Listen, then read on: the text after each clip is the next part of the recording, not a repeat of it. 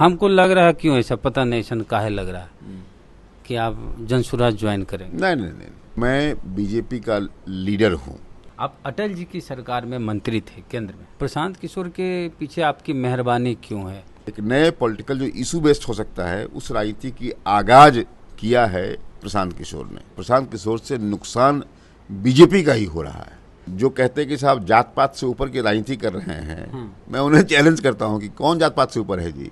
इस देश में जाति यथार्थ था, है और रहेगा। जिस समय जातीय जनगणना की बात हो रही थी पूरे बिहार में, हुई रही थी, उसमें आप जातीय जनगणना का विरोध कर रहे थे, पूरा पोस्टर लेके। चिराग पासवान पूरा बोलते थे चिल्ला चिल्ला कि बल हमारे जात को कम गिना गया, जातीय जनगणना फर्जी है।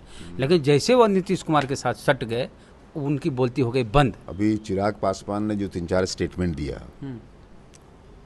एनडीए में रहने के बावजूद भी वह स्टेटमेंट एनडीए के बड़े नेताओं को थोड़ा अच्छा नहीं लगा। आप बोले बिहार में दलित अति पिछड़ा कोई मुख्यमंत्री बने, तो क्या लगता है कि वो कौन सा दलित चेहरा है जो बिहार का मुख्यमंत्री बन सकता है? आप देख लें किस पार्टी में नहीं है। तो बीजेपी में जनक चमार है कि चंदन पासवान जी एक सर मुसलमान के खिलाफ बयान दे दे के जनक चमार क्या किए दलित के लिए? बीजेपी का इतना खराब वक्त आ गया कि दलित नेता के नाम पे जनक चमार का नाम लीजिएगा। जनक चमार इतना खराब स्थिति में सिवेश राम है, कृष्णनंदन पासवान है, किनको कौन जान रहे हैं? और ऋषि जी हैं। आप अपना नाम नहीं लेना चाह रहे हैं। बीजेपी 2014 में एकदम इस तरह से ऊपर उठी, उसके बाद 19 में और ऊपर गई, अभी जो चुनाव हुआ 24 में डाउन में है। अगला चुनाव में ऐसे नीचे आना है या फिर ग्राफ ऊपर बढ़ेगा? 3 टर्म तक तो निश्चित तौर से आगे बढ़ती रहती है।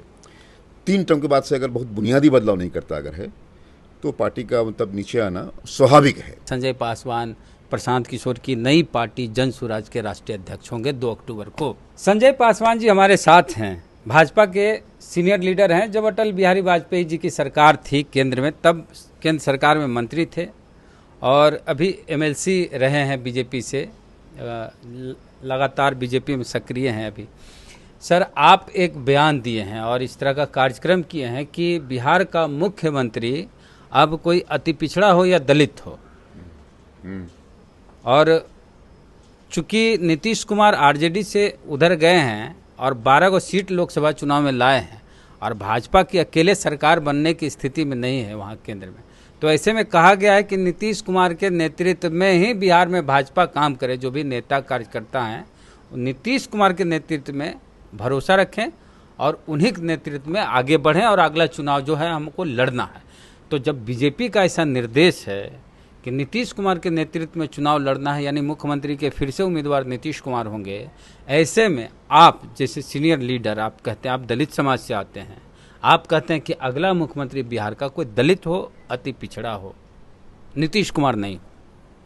नहीं, मेरा स्पष्ट मानना है और मैं तो कई बार पहले भी, नीतीश कुमार तो सक्षम है, राष्ट्रीय नेतृत्व कर चुके हैं, रेल मंत्री रह चुके हैं, इसलिए कोई उन पे हमारा आपत्ति नहीं, उनकी लीडरशिप पे।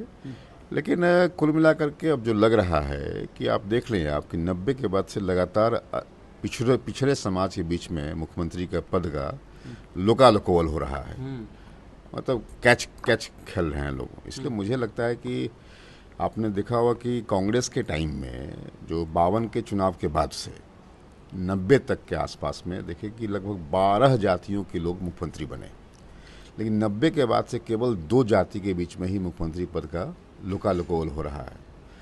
और कुछ दिन के लिए, कुछ महीने के लिए मांझी जी आए थे। और तो हम ये मानते हैं कि अब ऐसे भी अति पिछड़ा और दलित समाज के लोग या पसमानदा समाज के लोग, इनका हक बनता है, अब इस पद के लिए हक बनता है। और मैं आपके माध्यम से वेद प्रकाश भाई ये आग्रह करूंगा तमाम पार्टियों से, हम तो क्या बीजेपी, क्या जदयू, क्या आरजेडी, हम तो प्रशांत किशोर से भी ये मांग करते हैं कि प्रशांत जी, आपने बहुत उदारता से कहा है कि साहब पहला अध्यक्ष हम दलित को बनाएंगे, तो उससे अच्छा होता कि आप बोलिए पहला मुख्यमंत्री हम दलित को बनाएंगे। तो ये हम आग्रह तमाम लोगों से कर रहे हैं, कांग्रेस पार्टी से भी कर रहे हैं। कम्युनिस्ट पार्टी की तो वो आदत नहीं है, आपसे ताकत भी नहीं कांग्रेस। जिक्र नहीं किया गया, लेकिन आप खुद प्रशांत किशोर का नाम ले रहे हैं। आप बीजेपी के इतने बड़े नेता हैं और आप ये भी कह दे रहे हैं, प्रशांत किशोर ये कह दे कि हम पहला मुख्यमंत्री दलित बनाए, तो प्रशांत किशोर के पीछे आपकी मेहरबानी क्यों है? नहीं, मेहरबानी की बात यह है कि प्रशांत जी, देखिए पहले बता दूं आपसे कि मैं बीजेपी का लीडर हूँ। हाँ, लेकिन मैंने अपने आप को पावर पॉलिटिक्स से बाहर कर लिया है। लेकिन हाँ, पार्टी पॉलिटिक्स में हूँ, रहूँगा।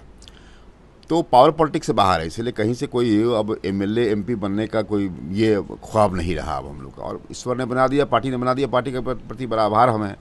लेकिन इस देश में, बिहार में ही नहीं, इस देश में एक नई पॉलिटिकल संस्कृति, एक नए पॉलिटिकल जो इशू बेस्ड हो सकता है, उस राजनीति की आगाज किया है प्रशांत किशोर ने, निस्संदेह किया है।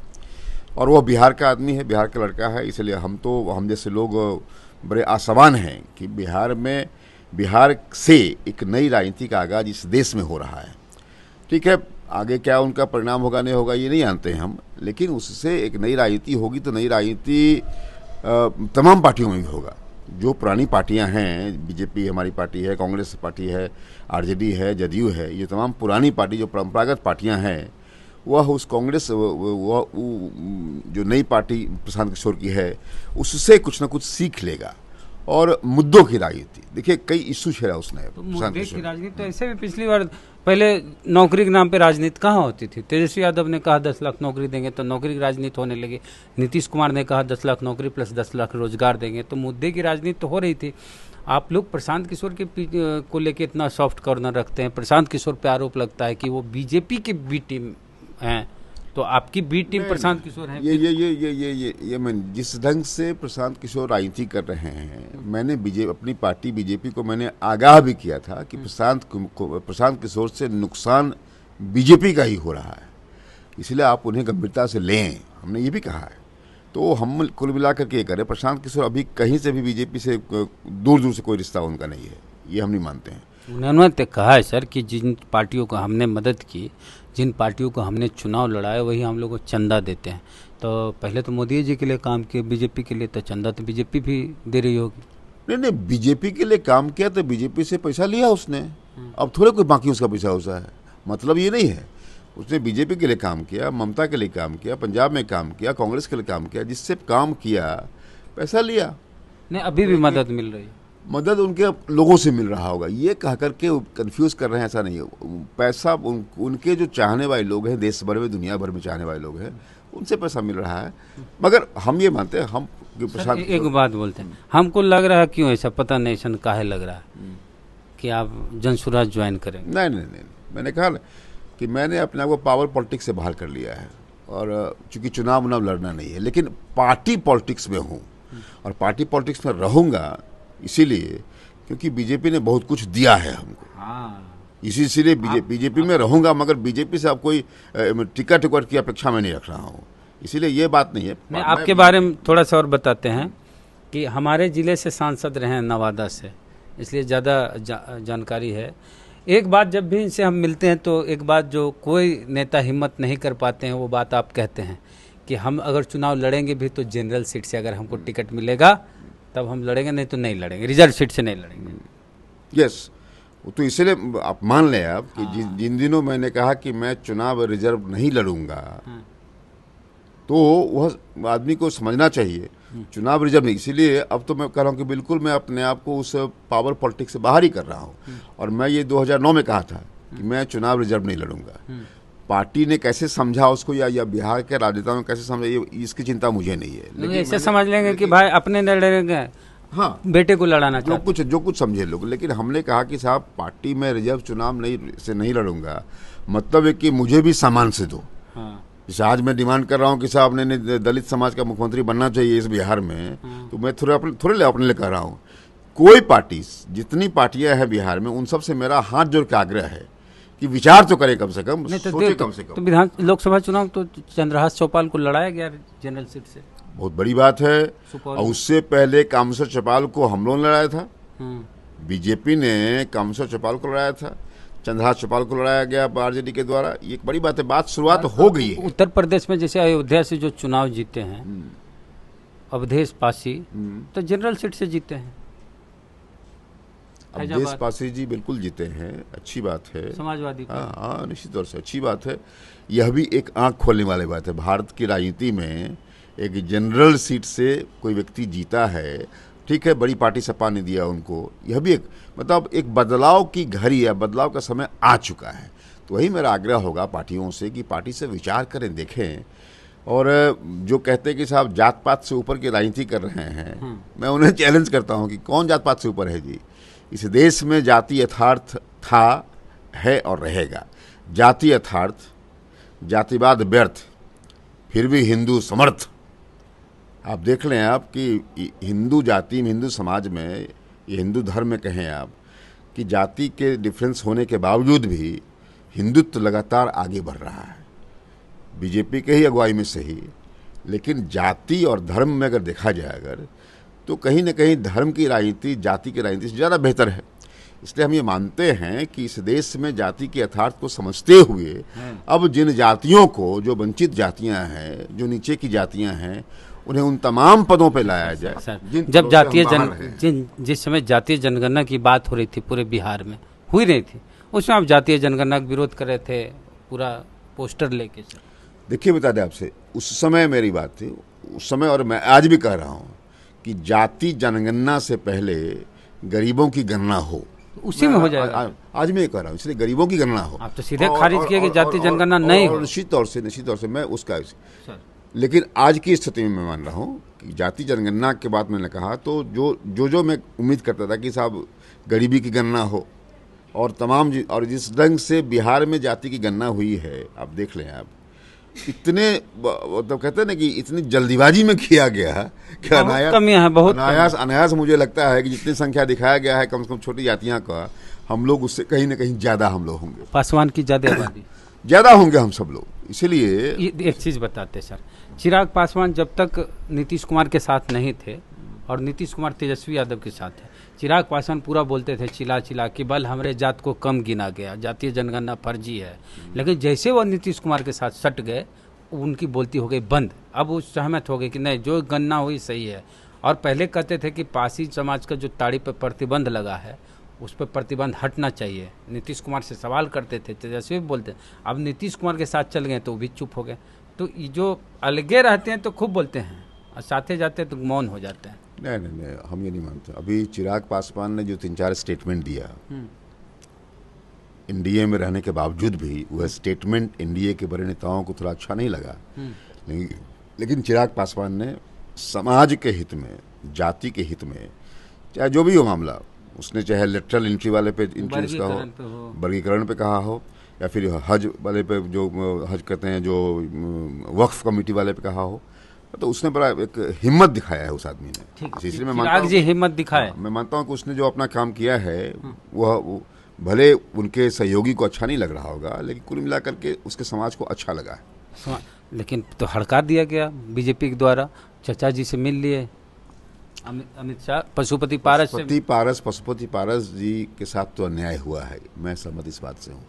पशुपति पारस से पहले मिलना चाहिए था अमित शाह जी को, और अब भी कुछ हुआ नहीं। पशुपति पारस या उनकी टीम को कुछ न कुछ देना चाहिए, हम इस पक्ष के हैं। इसीलिए मोटा मोटी केवल मिल ही लेना काफ़ी नहीं है। हो सकता है यही शर्त चिराग की होगी कि एकदम सीधे सड़क पे लाद दीजिए। नहीं, चिराग की शर्त पे बीजेपी नहीं चलती है। चिराग ने अपनी बात कहा होगा, लेकिन चिराग के कहने से बीजेपी जितनी बड़ी पार्टी है वो चलती नहीं है। लेकिन बीजेपी उदार है, और हम चाहते हैं कि बीजेपी के उदार जो नेतृत्व है, खासकर जो टॉप 2 लीडर्स हैं, नरेंद्र मोदी जी, अमित शाह से आग्रह है कि पारस जी एंड कंपनी को निश्चित तौर से अपने फोल्ड में स्थान देना चाहिए। उससे एनडीए बिहार में और स्ट्रांग होगी। कमजोर होंगे चिराग, यही चिराग को भय, डर है कि भाई प्रिंस आगे बढ़ जाएंगे। आगे बढ़ने से कौन किसको रोका है जी? सवाल है कि देखिए, कई बातें हैं। राजनीति में अपना पुरुषार्थ भी है और राजनीति में रहमत और मेहनत दोनों है। जैसे सर आप बोले बिहार में दलित अति पिछड़ा कोई मुख्यमंत्री बने, तो क्या लगता है कि वो कौन सा दलित चेहरा है जो बिहार का मुख्यमंत्री बन सकता है? हम कहते हैं किस पार्टी में नहीं है।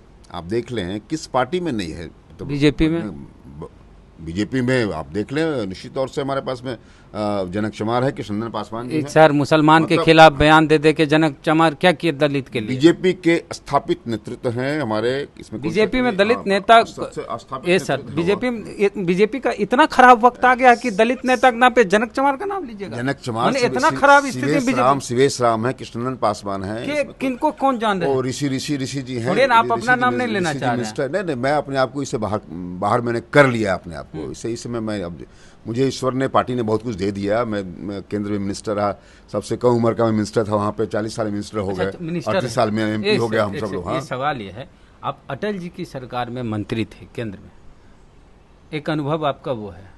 अभी मोदी जी की सरकार लंबे समय से है, तो अटल जी और मोदी में क्या अंतर आपको दिखता? आप तो अटल जी के ज़्यादा करीब थे। अटल जी के साथ हम लोग थे, हाँ। निश्चित तौर से इस मामले में, और मोदी जी के साथ संगठन में थे हम लोग। अटल जी के साथ सरकार में रहे, और हमारा ये सौभाग्य है कि मोदी जी के साथ संगठन में थे हम लोग। जब मोदी जी महामंत्री थे, मैं राष्ट्रीय मंत्री था पार्टी का, MP हो गया था मैं उस समय। हम लोग एक साथ ऑफिस में बैठते थे, वो हरियाणा के इंचार्ज थे मैं उड़ीसा का इंचार्ज था, हम लोग काम साथ में किए हुए हैं। लेकिन निश्चित तौर से अटल जी की अपनी विशेषता थी, इनकी अपनी विशेषता है। अटल जी बहुत टेको से भी नहीं थे, जैसे आपने कहा ना कि आप लोग बहुत टेक्निकल लोग हैं। अटल जी बहुत टेक्निकल नहीं थे, लेकिन बहुत प्रैक्टिकल थे। मोदी जी बहुत टेक्निकल हैं, प्रैक्टिकल नहीं, बहुत टेक्निकल हैं। इसीलिए अटल जी में बहुत इमोशन था, बहुत इमोशन था। अटल जी बहुत भावना प्रधान ये थे, लेकिन इनकी राजनीति नरेंद्र मोदी जी की तथ्य पे है, सख्त है, तथ्य पे है, और निश्चित और थोड़ी शक्ति भी है, तथ्य पे भी है। मतलब ये कि एक फ़र्क है, लेकिन दोनों की अपनी अपनी विशेषताएँ थी। अब देखिए कि आप इलेक्टोरल पॉलिटिक्स में जो चुनावी राजनीति है उसमें नरेंद्र मोदी का जवाब नहीं है, लेकिन सांगठनिक राजनीति में अटल जी का जवाब नहीं था। इसलिए दोनों की अपनी विशेषताएँ हैं, और पार्टियों में समय समय पर ऐसे लोग आते रहे हैं। आप गौर करेंगे, बड़ी पार्टी में ऐसे लोग आते रहे हैं, और उन सब लोगों को उनके मनोनुकूल ढंग से ये मिलता रहा है। और रही बात आर्टिकुलेशन का, तो जो आर्टिकुलेशन अटल जी में था वही आर्टिकुलेशन इनमें है, लेकिन इनका कुछ कैलकुलेशन भी है। उनका आर्टिकुलेशन था, इनका नाप तोल के हिसाब किताब कैलकुलेशन भी है। हाँ बिल्कुल, इसीलिए इनकी विशेषता है आज, इसलिए पार्टी इसमें अच्छा बीजेपी 2014 में एकदम इस तरह से ऊपर उठी, उसके बाद 19 में और ऊपर गई, अभी जो चुनाव हुआ 24 में डाउन में है। अगला चुनाव में ऐसे नीचे आना है या फिर ग्राफ ऊपर बढ़ेगा? देखिए, सत्ता की राजनीति का एक अपना एक टेन्योर होता है। मैंने देखा है कि 3 बार जो है, 3 बार बड़ी बड़ी पार्टियों का देखेंगे, दुनिया में गौर करेंगे आप, तो कोई पार्टी विशेष 3 टर्म तक तो निश्चित तौर से आगे बढ़ती रहती है। 3 टर्म के बाद से अगर बहुत बुनियादी बदलाव नहीं करता अगर है, तो पार्टी का मतलब नीचे आना स्वाभाविक है।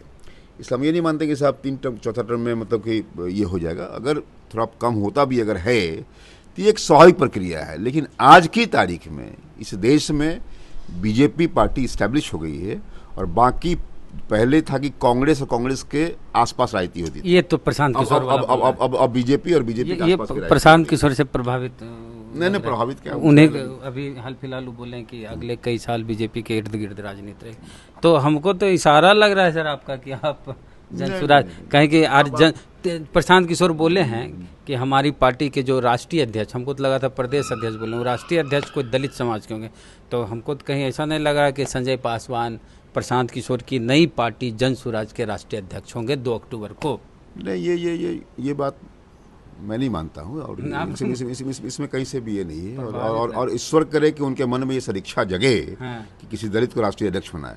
मैं कहता हूँ उससे पहले बिहार के रहने वाले हैं, बिहार की राजनीति में उन्होंने कई प्रयोग कर रहे हैं, तो केवल हमारा उनसे आग्रह होगा कि इस बार पहला सीएम जो अनाउंस करेगा तो कहे दलित को पहला सीएम बनाएंगे बिहार, ताकि दूसरी पार्टियों को एक बड़ी बात होगी। इससे प्रशांत भाई से मेरा आग्रह होगा कि अगर उनके मन में थोड़ा भी सहानुभूति मेरे प्रति अगर है, तो मैं तो अपने आप को पावर पॉलिटिक्स से बाहर कर लिया हूँ, वह घोषणा करें कि हमारी पार्टी का सरकार बनेगा तो अगला सीएम हम लोग दलित समाज से बनाएंगे या अति पिछड़ा समाज से बनाएंगे। आपके क्षेत्र से नवादा साहब सांसद रहे हैं, वहाँ से एक निशिकांत सिन्हा है, कुशवाहा बेस्ड एक पार्टी बनाने जा रहे हैं, और वो पार्टी और सामाजिक जीवन में आए आपकी वजह से, जो आपको बताए भी।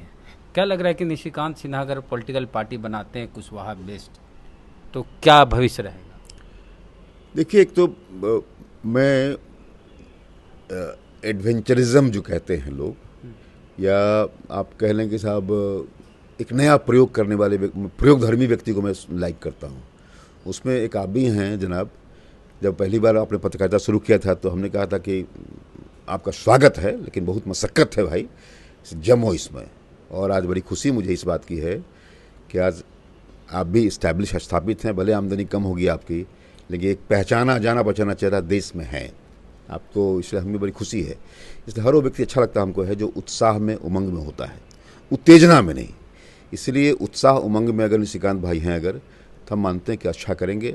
और जिस समाज से आते हैं उस समाज के राजनीति का भी बोलबाला शुरू हुआ है कुशवाहा का, कुशवाहा का। हर पार्टी कुशवाहा पॉलिटिक्स, इसीलिए कुशवाहा की पार्टियां 2-3-4 पार्टी हो इस राज्य में, अच्छी बात होगी।